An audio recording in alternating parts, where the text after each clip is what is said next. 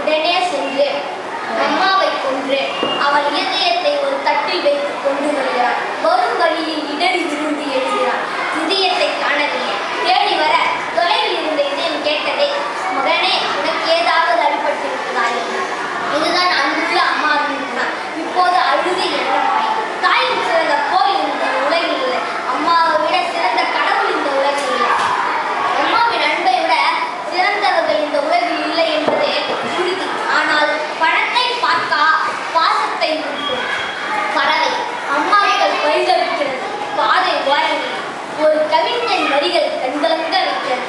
நம்மை சிற்றெருவும் தூண்டாமல், பசி எனும் தீ அண்டாமல், கண்ணுக்குள் கண்ணாய், உயிரின் உயிராய் உயிர வைக்கும் அன்புள்ள அம்மாவை விட உலகில் சிறந்தவர்கள் இல்லவே இல்லை என்பதை உறுதியாக கூறி வாழ்வுக்கு நன்றி கூறி ஒரு சிறிய பாடலின் உரையை முடித்துக் கொள்கிறேன்.